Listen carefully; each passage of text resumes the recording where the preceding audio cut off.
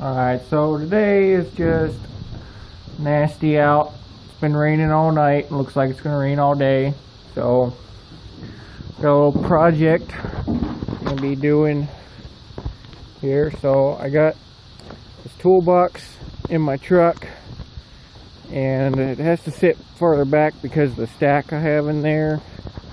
So, got this wasted space right here that I'm going to build an air tank to fill. So got some steel plates in the backyard, stainless steel actually, and I'm gonna be working in this trailer here because I'm trying to stay out of the rain.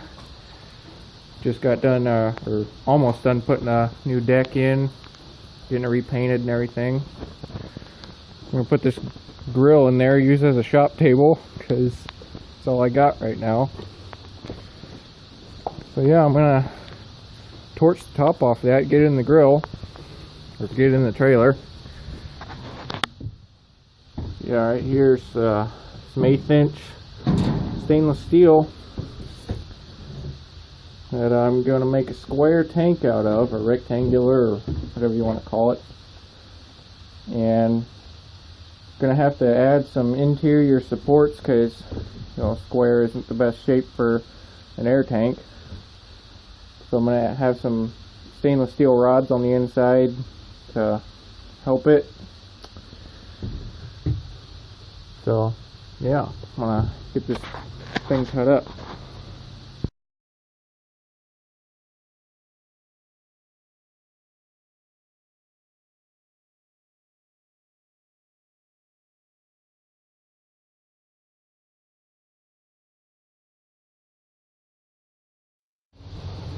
Got the table in here all set up. Got a piece of steel ready to go. It's 46 inch by 47 inch. I have two of these, but oh, you bastard! Figure out if I actually need both of them or not. So about by 38. Might as well just make it 36 inches.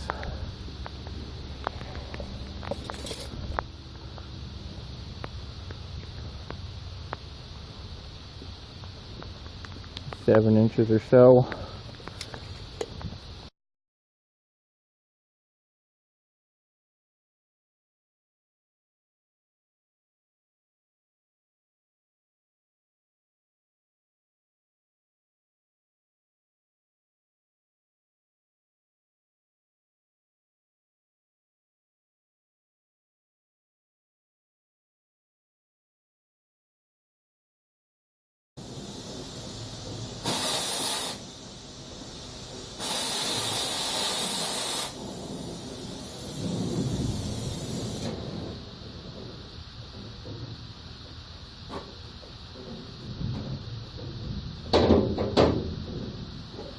Well, that was a fail.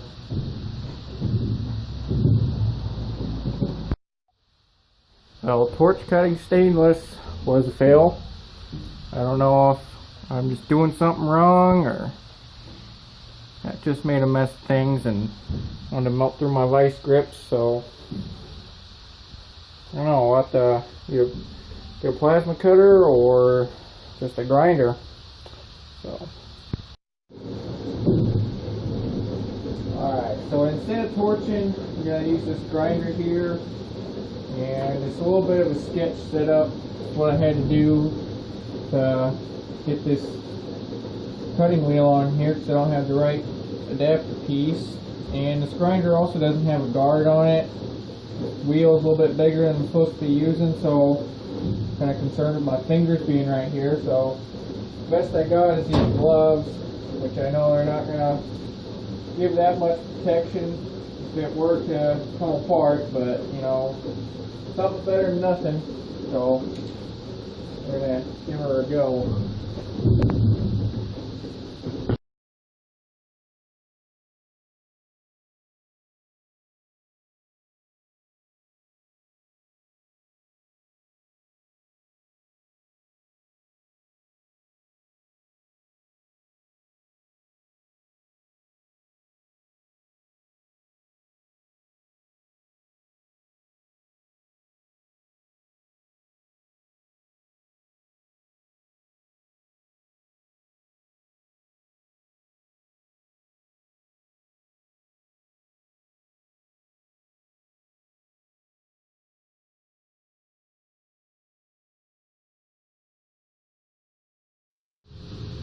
So I got these cut and ready to weld.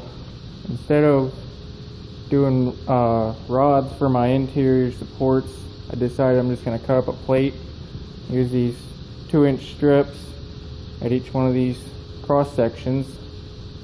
And that's going to be my support, so I'm going to use the plasma cutter, cut that out. I got the stainless steel loaded in the MIG. It's a pretty cool welding area here. There's 1, 2, 3, 4, 5, 6 welders here. So it's pretty cool. Alright, I'm gonna get to it.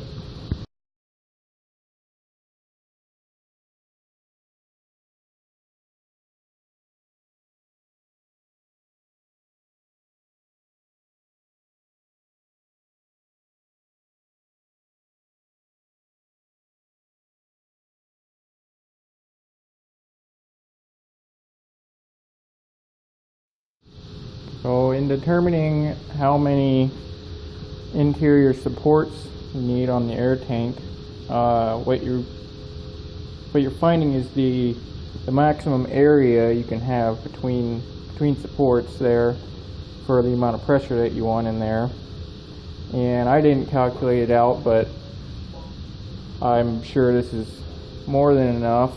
And the worst that's going to happen if it isn't enough is it's just going to bow out the side a little bit between the supports. It's not going to explode or anything. The only way it would explode is if my welds are crap. So, but if my welds turn out crap, then I'll just redo it. So I'm just going to hold these on here by hand and weld them. They don't have to be perfectly straight or anything. And if they're off or anything, I can just bend it back before I weld the other side. So.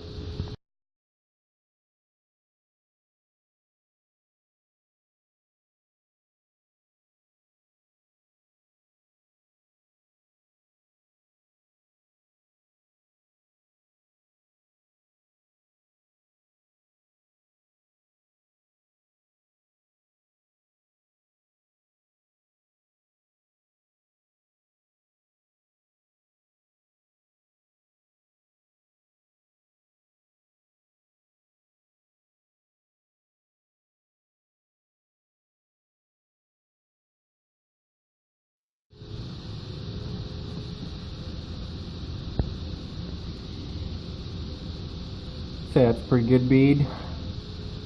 So you can tell it got decent penetration, so I'd say it's a pretty strong weld.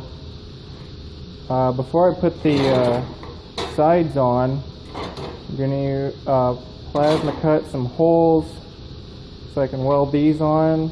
These will be the ports for the, see, we got one for pressure gauge, one for a relief valve, and then you got compressor outlet. So should be all we need. I'm going to put those on the top. Also,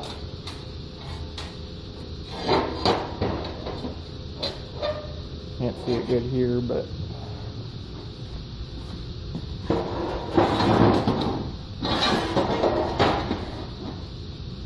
anyway, I don't want that. I want there to be a nice channel for the weld there, so I'm going to have to bend this up a little bit so that I have that notch there that I can lay a good bead in.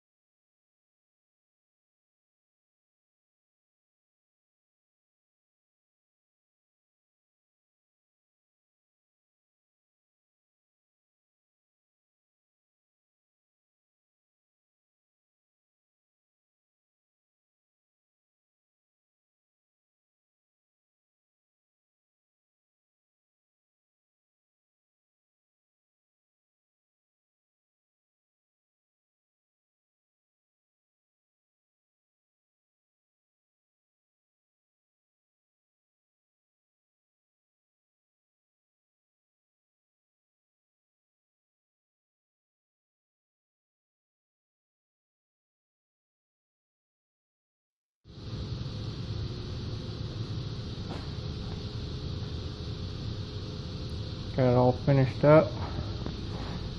I didn't record most of it because my phone's running low on space, and also YouTube limits how long a video I can put up, so yeah, I'm gonna have to clean all that stuff up.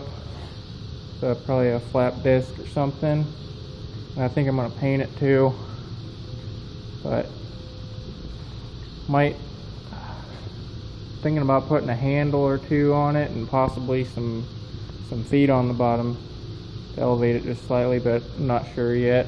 Gotta stick it in my truck, see how it fits. But yeah, so the welding's done.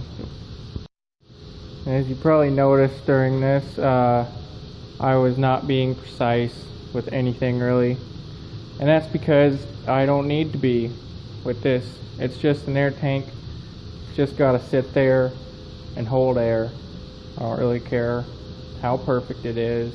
So, and I was also being an idiot and welding without just in a short sleeve t-shirt at the beginning, and that was no fun. I got some burn. I don't know if you can see that. Some burn on my arm. Shit's how you get cancer. So, you know, I put a coat on for most of the welding after that. So, smart thing to do. Got the tank in, and I cleaned up the top of it with a flap disc. I think it looks alright, so I'm probably not going to paint it. I think it sits in there pretty good. Got the gauge on, relief valve. This would be the intake to the compressor, or yeah, the inlet from the compressor, which I don't have yet. I'm thinking maybe I want to mount some kind of a compressor there, run off a 12-volt system. But for right now, I'm just going to use this and a little coupler there to fill.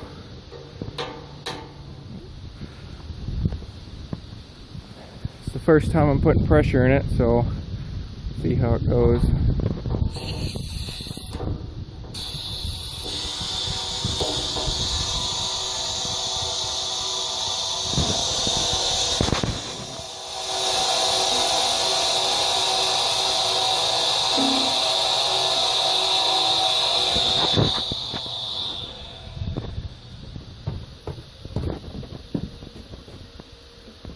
Looks like we blew a circuit.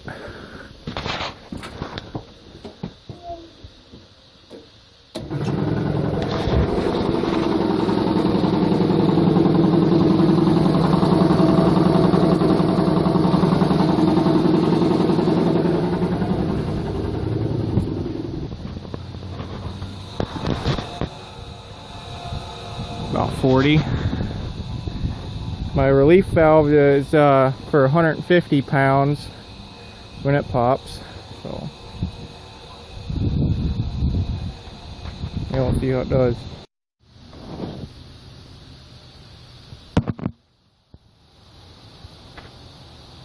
Well, that's 120 pounds.